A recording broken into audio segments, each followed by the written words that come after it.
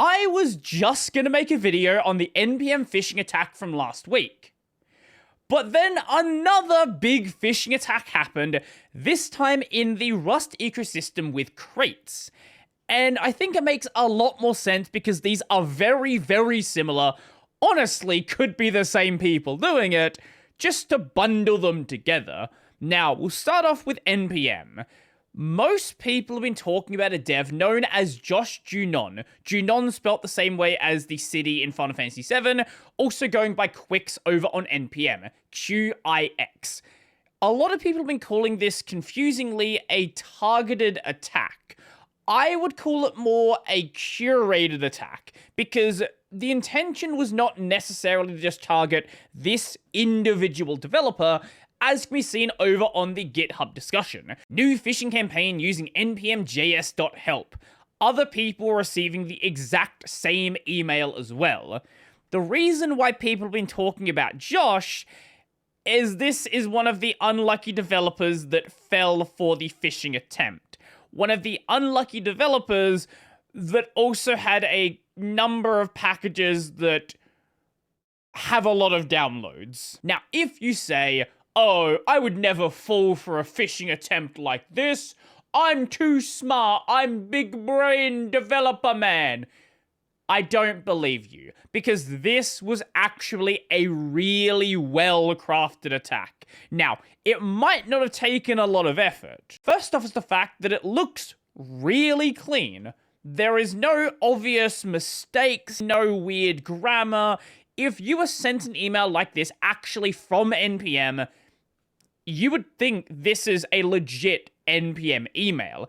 It's not providing any weird amounts of information. It's not asking for your information directly. It's just saying, hey, username, which is a normal way to refer to someone, not using any more private information, and then saying, hey, go and update your 2FA. And keep in mind, GitHub has asked people in the past to go and set up 2FA, go and check the 2FA, go and update the 2FA. So this kind of email would be a normal email. Now note the email address this came from, support@npmjs.help. Now, this is not the actual domain of the NPM project, but a lot of websites out there, a lot of services out there do use a separate domain for their emails, especially their support emails. So seeing something from a .help TLD, it's not the normal TLD, and if you don't know the normal npm.js TLD, you could reasonably expect that this is, a legitimate email. Not only that, there is a lot of checks that go into place to make sure an email is coming from the correct address, it doesn't have a forged sender or anything else like that. Everything checks out. This, by all accounts, if you don't know what you're looking at, which you probably don't, looks like a legitimate email coming from NPM. Now, the only reason that I wouldn't click on this is I never click on links in emails. This is a basic recommendation that I wish more people followed. It is such a simple thing that everyone should be taught. Never click on a link in an email. Even if you know it's legit, even if you know who it's coming from, you might be wrong and something may be up here. If an email asks you to do something, don't click on the link that they provide you. Go to the service. So if it's like, update your password, update your 2FA, update your billing information, don't use their link. Use the normal method to get to the website, get to the service. If they say, hey, update whatever information we wanted you to update, you now know that was a legitimate email. If it doesn't, you just saved yourself a lot of hassle. This basic principle has saved me so many times. And this extends to SMS or chat platforms.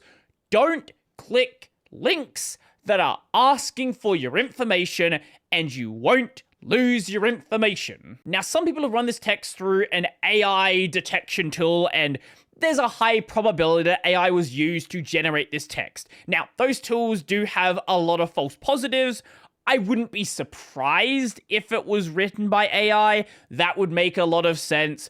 it's unclear where the attack is actually coming from. Now, the attack itself is quite simple. It gets you to click on a link and then just prompts you for your login information. You put in your login information, and now you've been pwned. It's not the most complex idea here. The problem is the person who fell for it. Amongst all of his packages, they had a combined 2.6 billion weekly, not monthly, weekly downloads. Keep in mind, a lot of NPM is automated, so it's going to be libraries downloading libraries and build scripts and all this stuff. But even so, that's a lot of downloads. So even though you're not going to know what many of these libraries are, they are fairly big libraries. Not, left pad sort of stuff, but still really big libraries. And once compromised, the goal, surprising no one ever, involves crypto. It basically injects a browser script that monitors you doing any crypto transactions amongst major coins like Bitcoin, Ethereum, Solana, Tron, Litecoin, Bitcoin Cash, and also monitors any use of swap services like Uniswap, PancakeSwap, things like that, and basically just injects itself into the transaction and then will siphon the money out whenever you try to send money. Again, very simple attack. And as of the discovery, the attacker stole a grand total of $504. Which is not bad. Could have been much, much worse. But $504 is not exactly a super successful attack. And a big part of the reason for that is the person who did get hit, their libraries in a lot of cases aren't really used in the browser. These are libraries for writing terminal-based JavaScript applications. Now, I'm sure some of them do get used in a browser, but when the attack is a browser script and you're running it inside of, I don't know, iTerm, console, Alacrity, you're not exactly gonna do much there. Now, you might say, why wouldn't you want to target crypto libraries directly? I think a big reason not to do so is crypto people are going to be paying more attention to things that are happening in the crypto space. This got caught pretty quickly, but I guess the logic would be, hey, these are regular web developers. They're not going to pay as much attention to this, and maybe this can slip under the radar just a little bit longer. But I don't know. Again, this wasn't a targeted attack. It was a lot more curated, so it's possible some crypto libraries were included and nobody fell for the phishing attempt. Now let's go over to crates.io. This is the Rust ecosystem equivalent of NPM. This is where you get your packages from. And this one, I would say, is a little bit easier to spot, but it's still a pretty solid attack. Again, using a pretty normal email address, security@rustfoundation.dev. Now, the real website for the Rust Foundation is rustfoundation.org, but I could easily see people not knowing that and falling for that. What makes it a bit more obvious is that it's coming from the Rust Foundation domain and not the Crates domain, which is a separate domain that they do have the ability to send emails from. So there's your first sign that something's a little bit weird. Why is it coming from a thing that is related, but not what directly makes sense? But I guess you could maybe argue with this first line here. We recently discovered that an unauthorized actor had compromised the Crates.io infrastructure and accessed a limited amount of user information. Maybe you could argue, oh, we're sending it from here because, that domain is compromised. Sure, fine, but it should be the first kind of yellowish kind of flag. Also, considering how close this is to the NPM attack, I would expect people to be a lot more primed for this to happen. Now, of course, again, the intention here is to siphon away your login information. but it does so in a really interesting way. So it takes you to this domain, github.rustfoundation.dev/login. Now, anyone with a few brain cells to rub together should realize that this is not the GitHub login page. Yes, GitHub is part of the domain, but it's the subdomain, and that's not how the GitHub login prompt works. The Rust Foundation part here, that should be saying GitHub and then tld.com. This is wrong, but if you're the kind of person who doesn't look at the domain, which is what I remember a few years ago, browser developers were trying to push. They were trying to push this idea that no one looks at the domain, and then we're trying to like hide parts of it. I'm so happy we've moved past that, but this is obviously not GitHub. However, it's actually a little sneaky. So you log in, it siphons your login information, but also it's actually a proxy. It is a proxy to the GitHub website, so you can actually see issues and discussions that are happening on GitHub from this domain. Now, what else might it be siphoning as you're doing this? Who knows? But it is a thing that also works. Now, at this stage, I'm not aware of any serious packages that have fell for this. Maybe someone has, but it's certainly not been as big of a compromise as it was over in the NPM space. Even though that was a single developer, it was a single developer that had quite a few downloads behind them.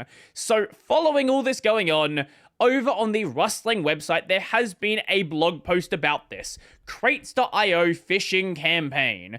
We received multiple reports of a phishing campaign targeting Crates.io users from the rustfoundation.dev domain name, mentioning a compromise of our infrastructure and asking users to authenticate to limit damage to their crates. These emails are malicious and come from a domain name not controlled by the Rust Foundation nor the Rust project, seemingly with the purpose of sealing your GitHub credentials. We have no evidence of a compromise of the Crates.io infrastructure. We are taking steps to get the domain name taken down and to monitor for suspicious activity on Crates.io. Do not follow any links in these emails if you receive them, and mark them as phishing with your email provider.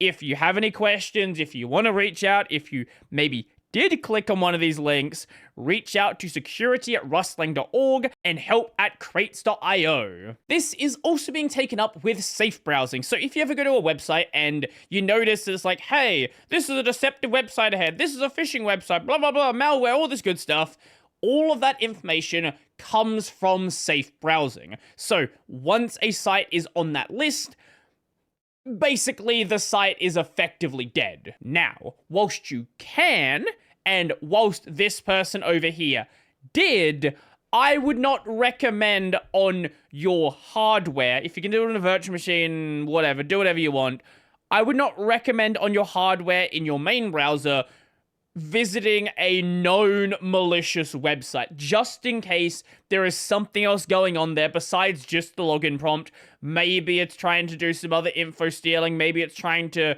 inject some script. Just don't visit known malicious websites. Just general good rule of thumb. Now, following being caught, the site owner did change what the site has. Firstly saying, Crates.io DB along with juicy tokens for sale, email for buying, free leak if no offer till Sunday, and then security@rustfoundation.dev, the email that they were using.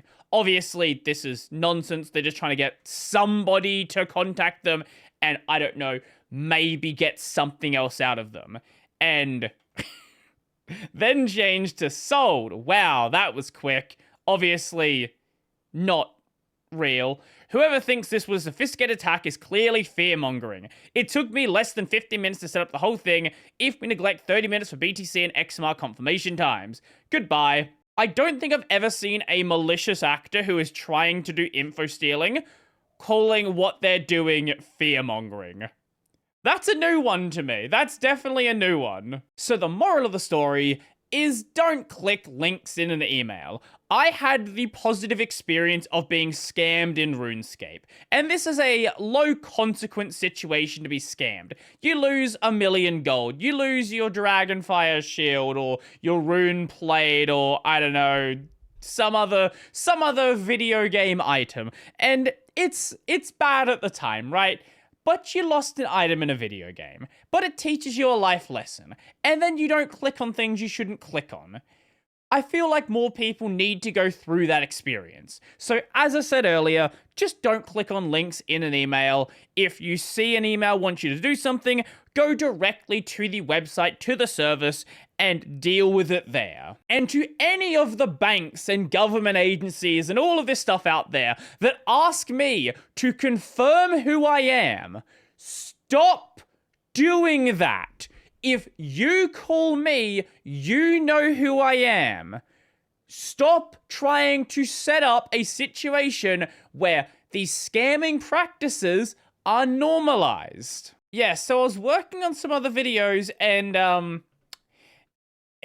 it's a different issue, but there's another attack on NPM.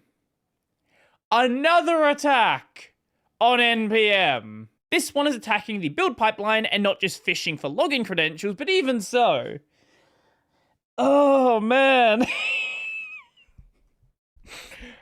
Everything's cooked right now. But what do you think? Let me know your thoughts down below. Go subscribe to the video as well. And if you really like the video and you want to become one of these amazing people over here, check out the Patreon, subscribe star, Libera Pay, linked in the description down below. That's gonna be it for me, and don't steal my info.